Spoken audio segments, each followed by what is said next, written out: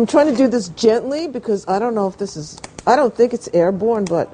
When Hurricane Sandy surged into Laura Erickson's home, more than a foot of water soaked her floors and walls.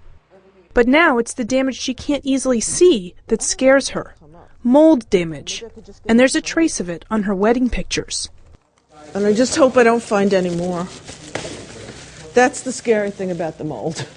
You know, it's all of a sudden, you don't think it's there, and you pick something up, and it's underneath. In 1984, Laura and her husband Pat bought their home here in Island Park, Long Island, from her parents. They rode out Hurricane Gloria the next year, a nor'easter in '92, Hurricane Irene last year, all without ever being flooded. Until Sandy.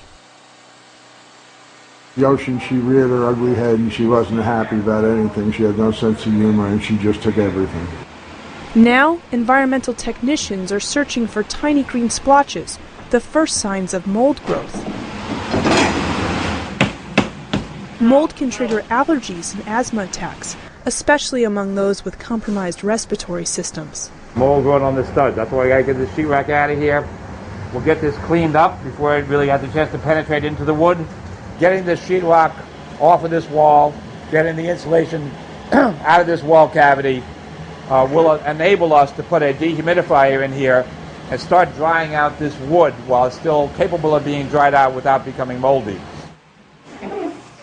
Mold, which is a fungus, grows best when there is a moisture source, in this case a flood, and a nutrient source. That's anything organic, from furniture to fiberboard cabinets to the paper on sheetrock. The first molds usually appear 48 to 72 hours after a flood. Black mold, known as Stachybotrys, shows up a week or two later. The important thing is for homeowners to get rid of the sheetrock now before the mold starts to grow and become a mold hazard. The city advises homeowners to clean damaged items with soap and water, or to remove them if they cannot be dried out.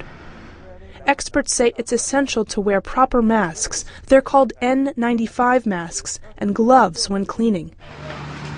Interestingly, since Hurricane Sandy, New York's 311 service has received less than half the number of calls about mold it normally gets in a month.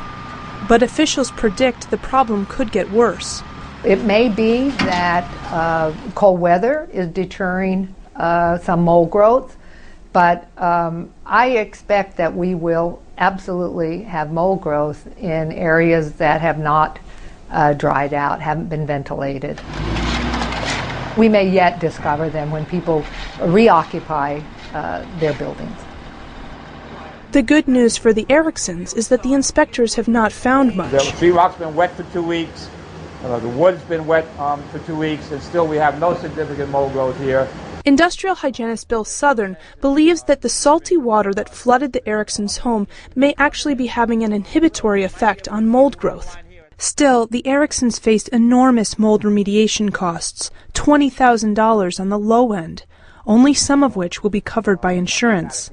Once it's all put back together, we really have to seriously consider what we want to do for the future. Yeah, move maybe. I never thought I'd say that ever in my whole life. You know, because I mean, we watch the seals come through here. You know, the ocean always looks different. It's so beautiful. But I would never, ever want to go through this again.